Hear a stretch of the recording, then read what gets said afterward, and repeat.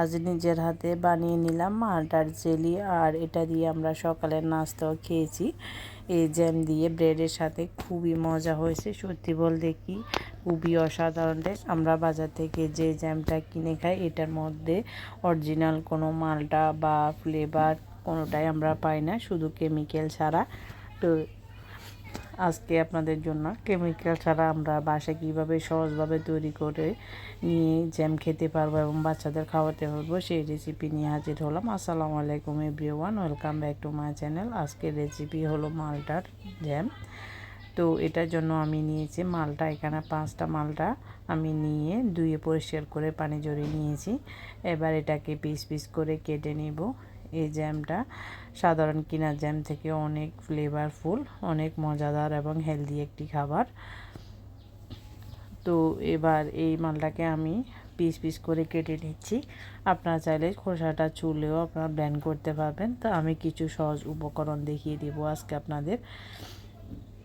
তো আমার সবগুলো মালটা কাটা হয়ে গেছে। এবার আমি এভাবে হাত দিয়ে চিপে এটাকে রস নিয়ে নিচ্ছি। দেখুন খুবই সহজে রসটা চিপানো হয়ে গেছে আর ইজিলি রসটা পড়ে গিয়েছে দেখুন।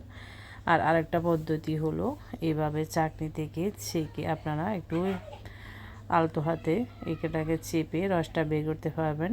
এই দানাগুলো রেখে চলে যাবে না, নিচ দিয়ে চাকাটো হয়ে যাবে, প্লাস আপনার দানা বা বিচিগুলোও উপরে থেকে যাবে। তো এভাবে করে আমি সবগুলো মালটা জুস বা রসটা আমি নিয়ে নিয়েছি। এবার এখানে পিওর রস, তো এটা আমি একটা মেজারমেন্ট কাপ দিয়ে মেপে নেব। নিউট্রালি আমাদের কতটুক হয়েছে এটা মেজারমেন্ট কাপ দিয়ে আমি মেপে নিচ্ছি। তো এটা আমার 2 কাপ হয়েছে। যেহেতু মেজারমেন্টটা ঠিক রাখলে আমাদের সবগুলো ইনগ্রেডিয়েন্টস ঠিকভাবে দিলে আপনাদের পারফেক্ট জ্যামটাই হবে। তো তার জন্য আমি মেপে দেখাচ্ছি, আমার 2 কাপে হয়েছে। একটু বড় সাইজের মালটা ছিল আমার এগুলা। তো এর মধ্যে দিয়ে দিচ্ছি আমি প্রথমে 1 কাপ চিনি, পরে আরও হাফ কাপের মতো দিয়েছি। একটু কম বা বেশি হবে, যেটা আপনারা ইচ্ছা মতো বাড়িয়ে কমিয়ে নিতে পারবেন। তো আমি চুলে বসিয়ে দিয়ে মিডিয়াম হিটে জাল দিয়ে দিচ্ছি। এবার নেড়ে চেড়ে মিশিয়ে চিনিটা গলে যাওয়া পর্যন্ত অপেক্ষা করতেছি, আর সাথে একটা বলক ওঠা পর্যন্ত। তো বলকটা উঠে গেছে, আমি মিডিয়াম লোতে রেখে এবার এক সাইডে এটাকে 10 মিনিটের জন্য জাল হতে রেখে দিচ্ছি। আর এই পাকে আমি একটা আগারটা মিশাবো, তার জন্য আমি 1 টেবিল চামচ এখানে মালটার রস নিয়েছি। আর এই আগারটা ভালো ব্র্যান্ডের উপর আপনার কার্যকারিতা ভালো থাকে। তো আমি হাইকো কোম্পানি নিয়েছি, আপনারা যে কোনো ভালো ব্র্যান্ডেরটা নেবেন।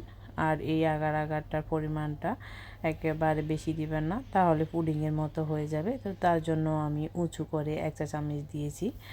প্রতি 1 কাপে আপনারা 1 চা চামচে ব্যবহার করবেন। তো আমি যেহেতু চিনি ব্যবহার করেছি বেশি পরিমাণে, এটা স্বাদ বাড়ানোর জন্য, তার জন্য দিয়েছি। তো এবার দিয়ে দিচ্ছি আমি অরেঞ্জ ফ্লেভার, যেটা এটার ফ্লেভারটা বা ফ্লেভারফুল করবে। আর দিয়ে দিচ্ছি সামান্য একটু ফুড কালার, যেটা অপশনাল, আপনারা চাইলে স্কিপ করতে পারবেন। তো এটা দিয়ে আমি আরও 2 মিনিটের মতো মিশিয়ে নিচ্ছি। তো মিশিয়ে নেওয়ার পর এবার দিয়ে দিচ্ছি আমি যে আগারটা মিশ্রণটা রেডি করেছিলাম, ওইটা দিয়েও আমি নেড়ে ছেড়ে আবারও বলক তুলে নিচ্ছি।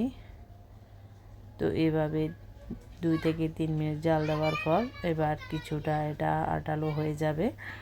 আর এদিক দিয়ে আমি সামান্য একটু লেবুর রস দিয়ে দিচ্ছি, যাতে এটা সংরক্ষণের সময় ভালো থাকে। আপনারা চাইলে এখানে ভিনেগারটাও ব্যবহার করতে পারবেন, 2 চা চামচ ভিনেগার দিলেই হবে।